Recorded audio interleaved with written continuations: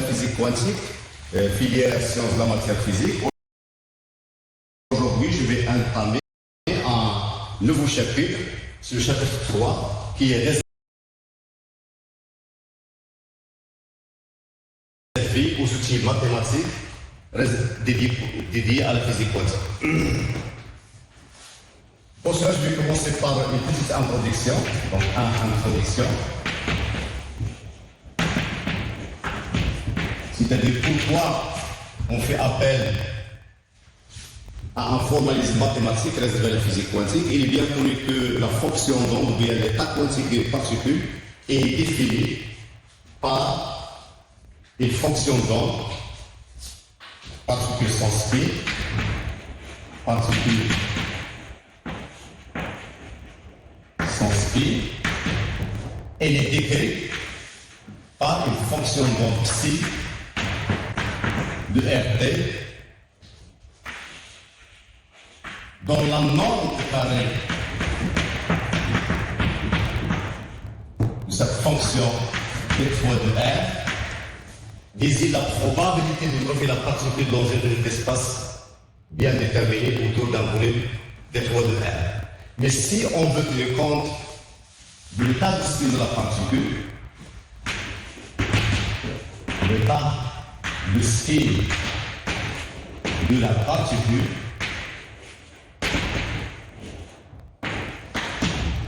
cette fonction d'onde est incapable de décrire l'état de spin de la particule. Donc il faut élargir l'espace des états. Et donc c'est pour cela, dans le paragraphe suivant, on va définir un espace des états qui est beaucoup plus large que l'espace des fonctions d'onde.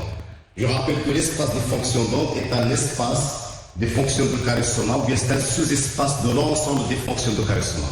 Et l'espace global des fonctions à carré sonore, c'est l'espace de Hilbert. Et donc, le paragraphe 2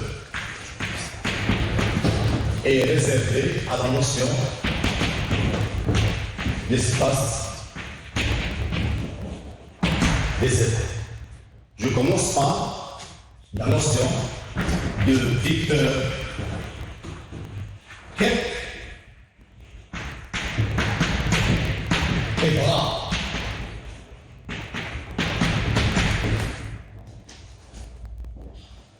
L'espace des états E,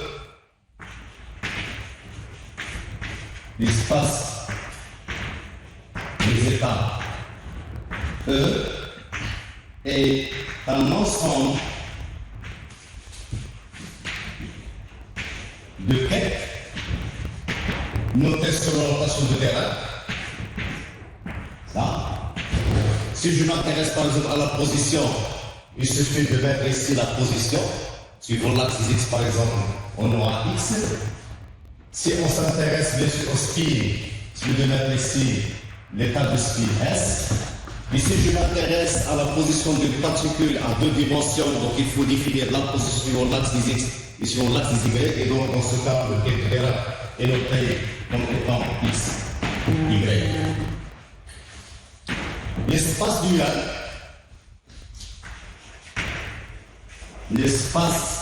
dual, de E est noté E étoile. E étoile qui est normalement l'ensemble des bras. C'est l'ensemble des bras notés. Alors donc, c'est pour cela que je vais définir dans le paragraphe 2,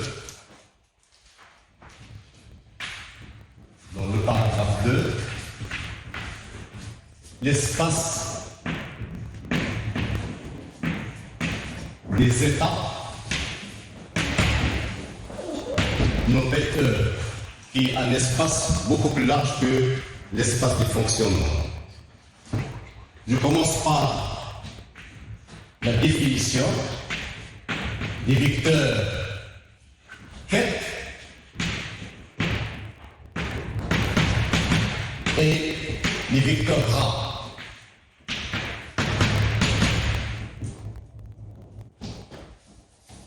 l'espace des états E est un ensemble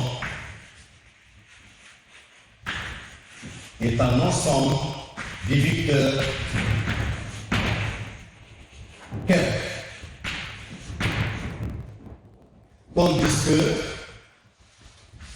Tandis que l'espace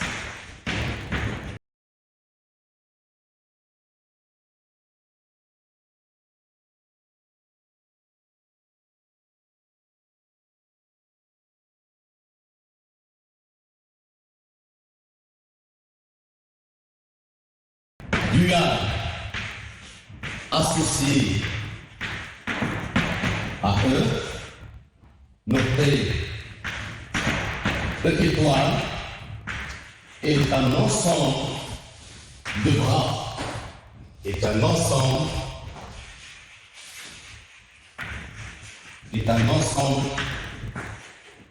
de bras.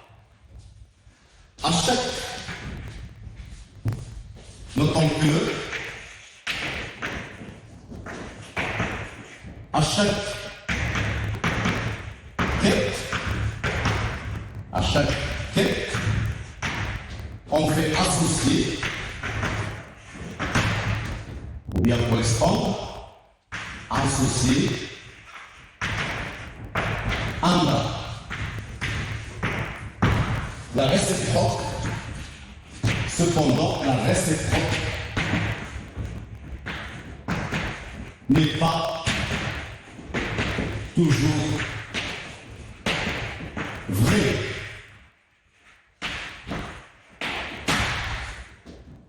C'est-à-dire qu'il existe des bras pour lesquels on ne peut pas trouver un quête correspondant. Le produit scalaire.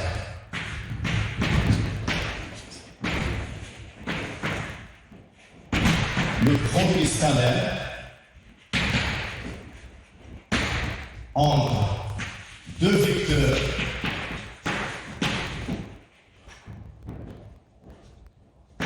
le premier là élément de l'espace E et l'autre élément de l'espace duel.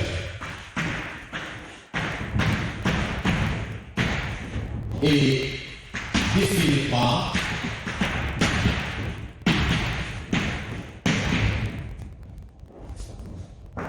phi c.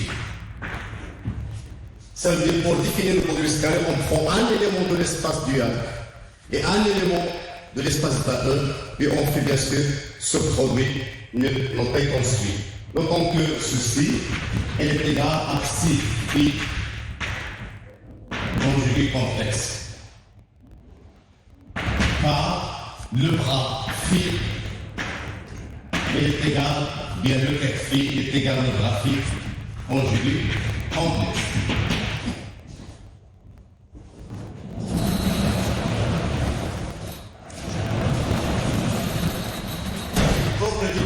Scalaire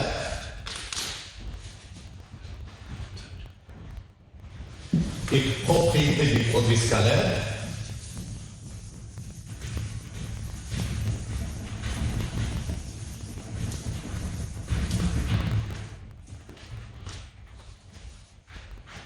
Le produit scalaire entre deux vecteurs,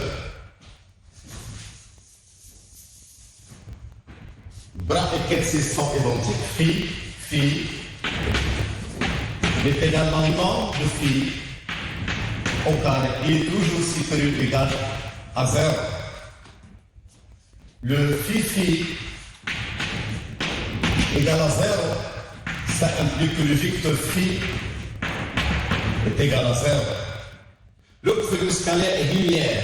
Ça veut dire que le produit scalaire est linéaire. Ça veut dire que phi scalaire lambda 1 C1 plus lambda 2 psi 2 est égal à lambda 1 phi psi 1 plus lambda 2 phi psi 2.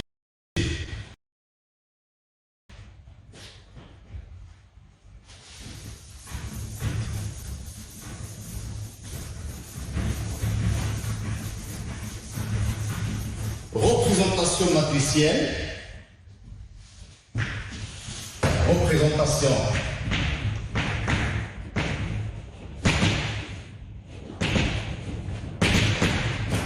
matricielle des vecteurs tête et bras. Encore vous savez que l'espace des états est un espace vectoriel et donc il dispose au moins d'une base orthonormée. Donc soit EI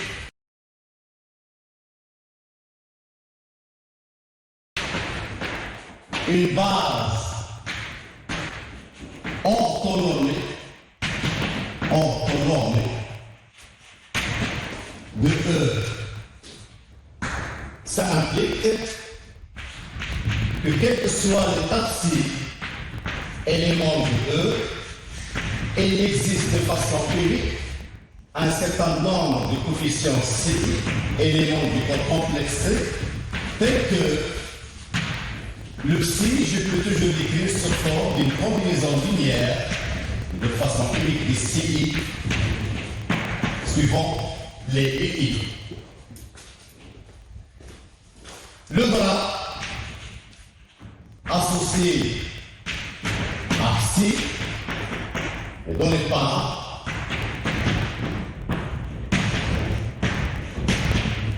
le bras psi s'écrit automatiquement parce que c'est le conjugué complexe de psi. Elle est égale à la sommation sur EIZ de CI conjugué complexe. Attention, vous faites ce conjugué complexe des II.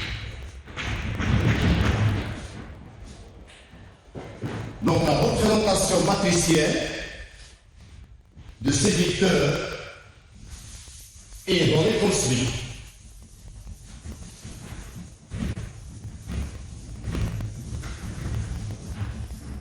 Ça veut dire un vecteur si je veux le représenter dans la base E1, E2, c'est un vecteur colonne défini comme C1, C2, C3. Dans la base U1, U2, U1, U2 jusqu'à UI. Pardon, C, de façon générale. Le vecteur bras,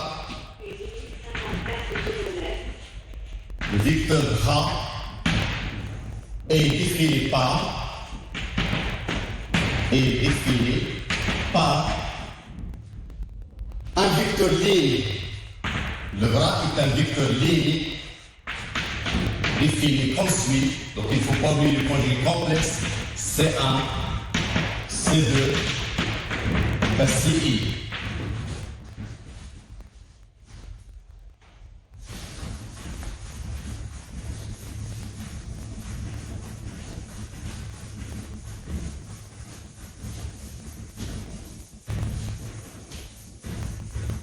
Et dans ce cas, on pourra définir la norme de psi. Donc c'est ici la norme de psi. Psi est égale à la sommation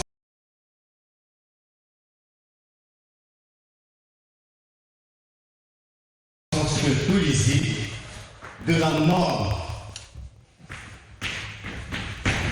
au carré des psi. Deux relations fondamentales à retenir. Deux relations fondamentales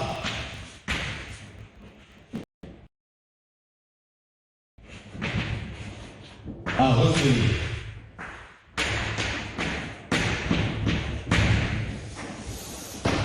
La première, c'est ce qu'on appelle la relation d'autonormalisation. Le produit scalaire entre le vecteur II et UJ, qui constitue une base autonome de l'électron des états, est égal au symbole de créer dans le cas d'une base qui est continue. Ceci est égal à 1 si I égale à J est égal à 0 dans le cas contraire si I est différent de J. Et relation connue selon la relation de fermeture, c'est la sommation sur tous les I du vecteur quête bras du I est égal à l'opérateur unité dans le cas d'une base discrète. De la même manière, quand il s'agit d'une base continue, dans le cas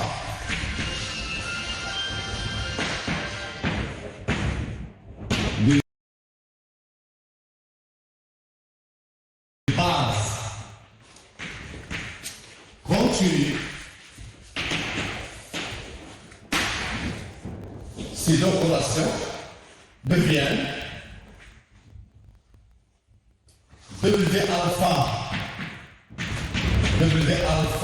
prime est égal à delta de alpha non alpha prime, et la sommation continue sur l'ensemble des alpha possibles, de W alpha, D alpha, il est égal à l'opérateur unique. Et bien sûr, il suppose dans ce cas que E qui engendre par une base continue W alpha. Et quand je dis continu, ça veut dire que alpha peut prendre des valeurs continues.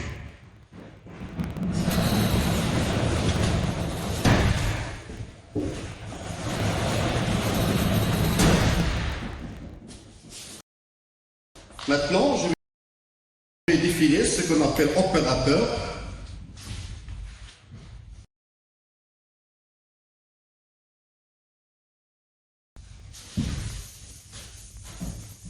Opérateur linéaire.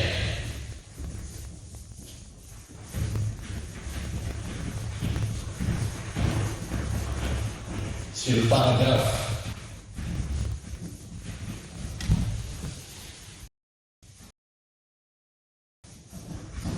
3,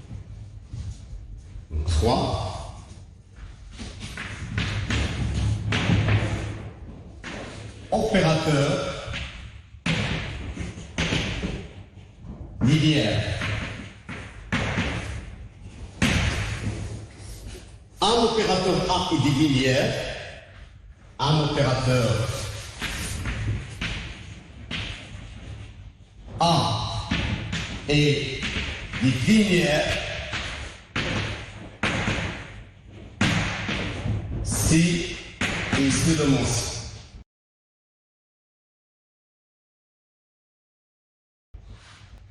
Je suppose bien sûr que A est défini de l'espace des états E vers E, qui à chaque vecteur psi, on fait associer son image à psi. C'est-à-dire c'est l'action de l'opérateur aspect psi. Et dans ce cas, quel que soit lambda 1, lambda 2, deux nombres complexes C, éléments du corps C, l'action de A sur lambda 1 psi plus lambda 2 psi 2, elle est égale à A. Il y a lambda 1 A C1 plus lambda 2 A psi 2. Quels que soient les deux vecteurs, c'est un des deux éléments de l'espace des états. A est des hermétiques. Hermétique. Si et seulement si, le conjugué adjoint de A est égal à lui-même. Et c'est quoi le conjugué adjoint? Le conjugué adjoint, le conjugué adjoint de A est défini par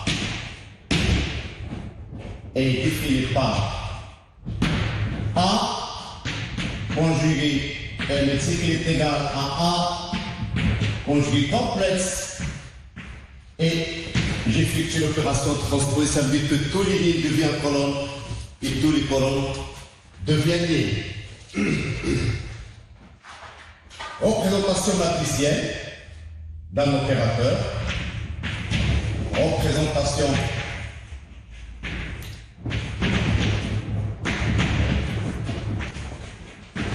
matricielle de A.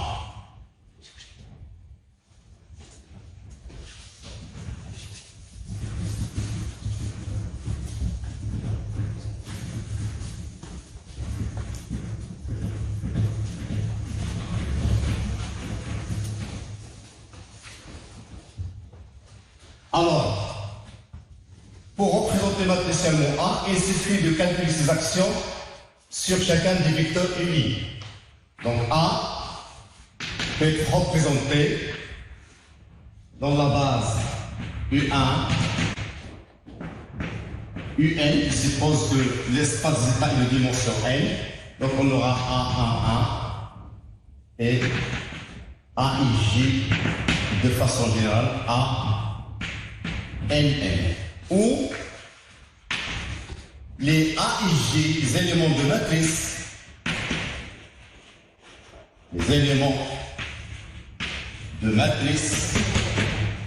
AIJ sont donnés par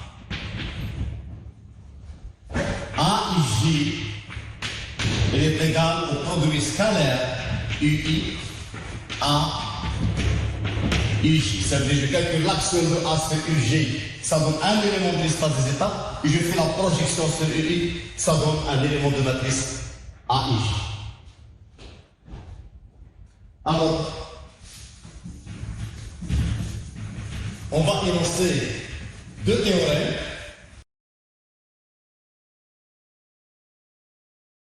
fondamentaux. Le premier concerne que toutes les valeurs propres de A,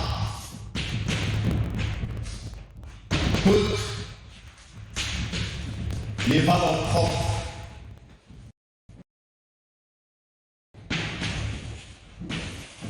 de A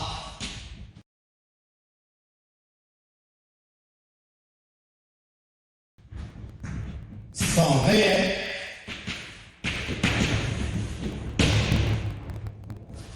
et le deuxième théorème concerne que l'ensemble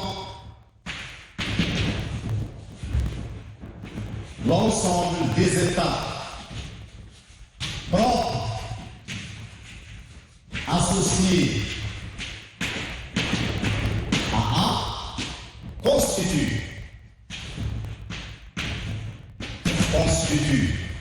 une base orthonormée de l'espace des états. Je l'offre comme ça pour regagner un peu de temps.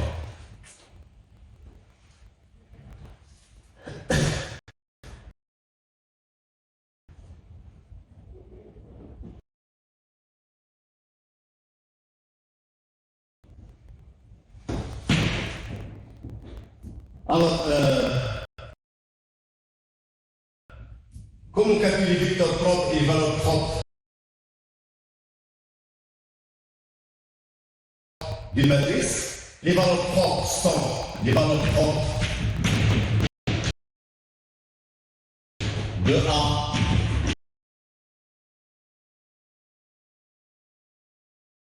peuvent être calculées à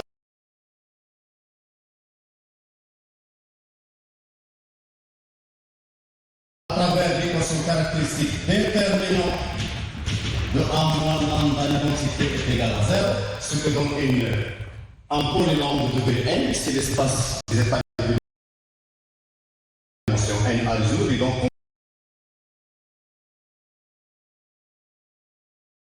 on pourra trouver au maximum n racines. Et les états propres, il y a des vecteurs propres,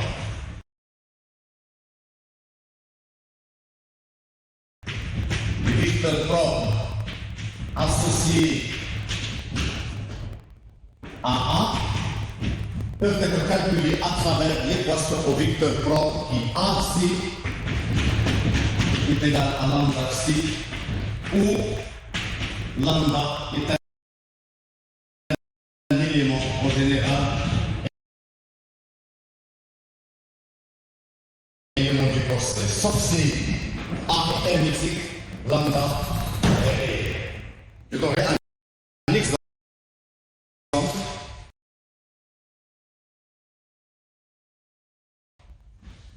Exemple.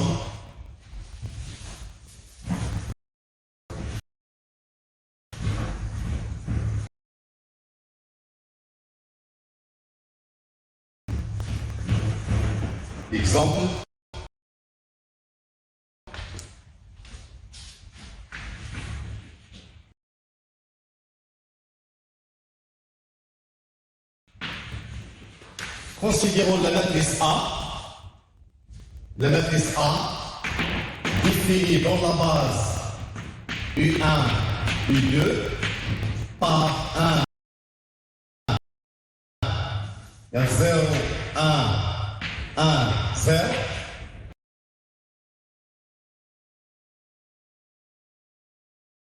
Le déterminant de A moins lambda I égale à 0, ça implique qu'il y a deux valeurs propres, lambda plus moins est égal à plus ou moins 1, des états propres associés, des états propres, il y a des vecteurs propres qui seront calculés à travers l'équation matricielle 0, 1, 1, 0, appliquée à alpha, bêta qui est égal à plus ou moins alpha, bêta. Donc pour 1, c'est plus 1 multiplié par alpha, bêta. Je suppose que si état propre de A psi est égal à psi, et psi est égal à alpha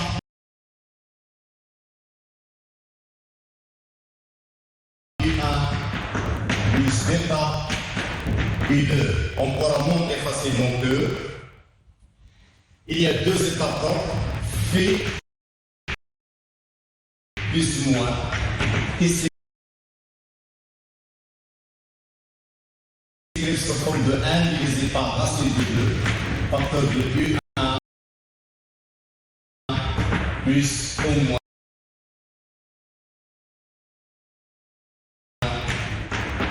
U2. En physique quantique, toujours vous aurez bien sûr ce problème de l'arbitraire dans le système d'équations à résoudre. Il ne faut pas oublier ce qu'on appelle la condition de normalisation, ça veut dire que les états propres d'un opérateur hermétique, parce que A il est hermétique, si on calcule le conjugué complexe de ces éléments, le fait transposer, on trouve que A3 est égal à lui-même, donc il est hermétique, et les valeurs propres sont réelles, et les états propres sont orthogonaux de Z. Je vous remercie. La séance prochaine, on va entamer un nouveau paragraphe concernant les applications ou la quelques exemples sur les représentations R et P et les opérateurs position et intuition. Je vous remercie.